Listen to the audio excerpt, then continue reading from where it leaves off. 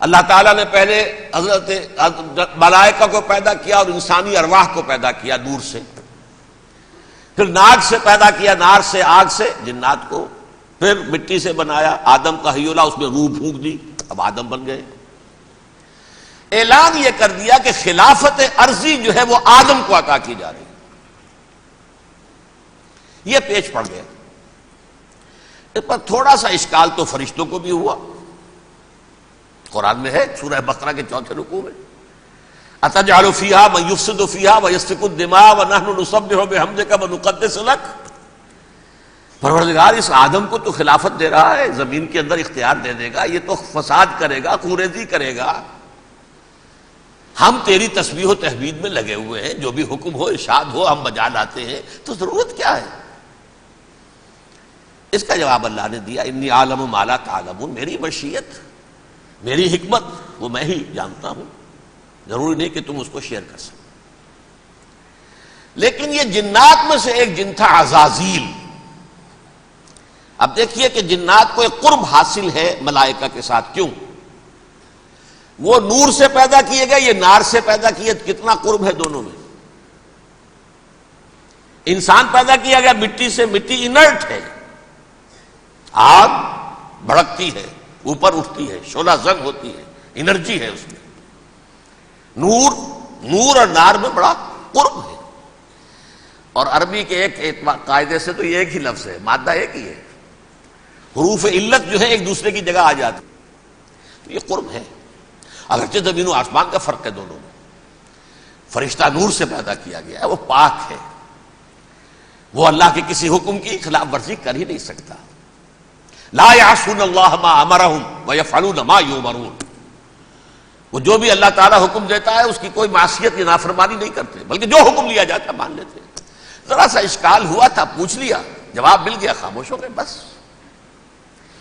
لیکن عزازیل نامی ایک جن تھا، جو ایک تو جن ہونے کی نسبت سے فرشتوں سے کچھ نہ کچھ مماثلت تھی، قرب تھا، دوسرے یہ علم میں، زہد میں، عبادت میں اتنا اونچا تھا، اتنا اونچا تھا، اتنا اونچا تھا کہ یہ ملائکہ ہی کے صف میں شامل ہو گیا۔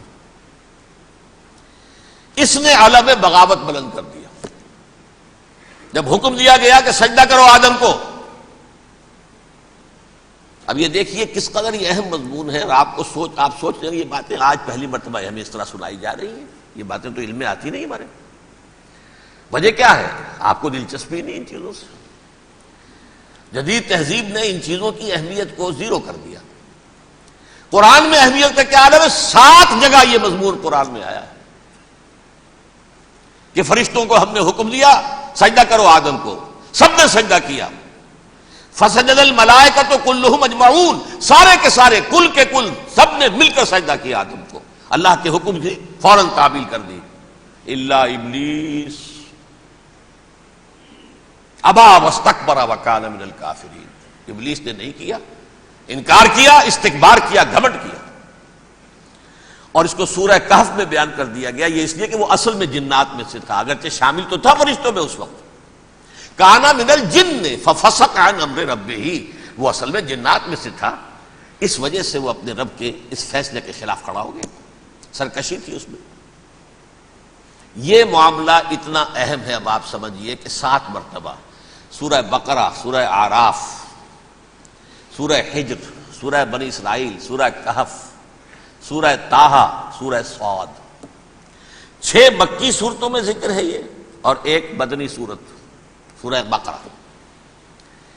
ان میں سے اکثر مقامات پر پھر جب اللہ نے کہا کہ اچھا تم نے یہ سرکشی کی ہے اور ہمارے حکم کی خلاف ورزی کی ہے تو یہاں سے نکل جاؤ، دفع ہو جاؤ، تم مردود ہو، مردود، ملعون، ان علیک لعنتی الی یوم الدین، اب تجھ پر لعنت رہے گی میری قیامت کے دن۔ اس نے کہا اچھا پروردگار پھر مجھے ذرا مہلت دے دے، رب فانظرنی الی یوم یبعثون، قیامت تک میری زندگی طویل کر دے۔ فذهب فإنك من المنظرین، کہہ دیا اچھا جاؤ، تمہاری یہ درخواست بھی ہم نے قبول کی۔ انہوں نے کہا پروردگار اب میں اس آدم کو بھی گمراہ کر کے چھوڑوں گا اور آدم کی نسل کو تباہ کر کے چھوڑوں گا۔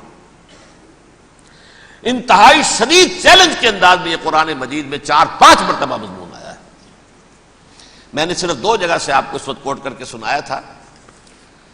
سورہ اعراف میں اللہ تعالیٰ فرماتے ہیں قالا، اس پر ابلیس نے کہا فبما اغویتنی، تو اے رب جو تو نے مجھے گمراہ کیا ہے، مجھے ذلیل کر دیا، مجھ پر فوقیت دے دی، اس کو انا خیر منہ، میں اس سے بہتر ہوں، خلقتنی من نار وخلقتہ من طین، بنایا تو نے مجھے آگ سے اور اس کو بنایا مٹی سے، پھر مجھ سے مطالبہ کہ میں سجدہ کروں، اور میں نے سجدہ نہیں کیا تو اب تو نے مجھے ملعون قرار دے دیا۔ قال فبما اغویتنی لاقعدن لهم صراطک المستقیم، اب میں یہ نسل آدم کے لیے، اس کو برباد کرنے کے لیے تیری سیدھی راہ کے اوپر گھات میں بیٹھوں گا، سیدھے راستے پر چلنے نہیں دوں گا۔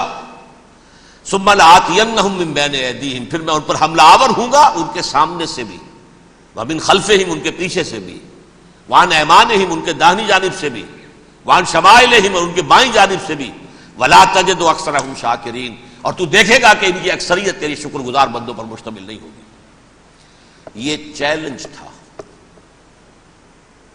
اور ایک چھوٹا سا چیلنج جو سورہ صاد میں آیا ہے، اور یہاں تو اس نے اللہ کے جلال کی قسم کھا کر کہا قال فبعزتک لأغوینہم اجمعین، اے رب تیری عزت، تیرے جلال کی قسم ہے میں ان سب کو گمراہ کر کے چھوڑوں گا، الا عبادک منہم المخلصین، سوائے ان میں سے وہ کچھ لوگ جنہیں تو خالص اپنا بندہ بنا لے، جنہیں تو اپنا بندہ بنا لے، مخلص، مخلص نہیں، مخلص یہ مفعول ہے، فاعل نہیں ہے، جسے تو بنا لے۔ بعض لوگوں کو اللہ چن لیتا ہے، هو اجتباکم، تمہیں چن لیا ہے، استفاء، اجتباء، بس وہ بچیں گے جن کو تو اپنی خاص امان میں لے لے گا، باقی میں سب کو گمراہ کر کے چھوڑوں گا۔ یہ ہے اصل دنیا میں نوع انسانی کا ابدی دشمن، ازلی سے ابدی تک۔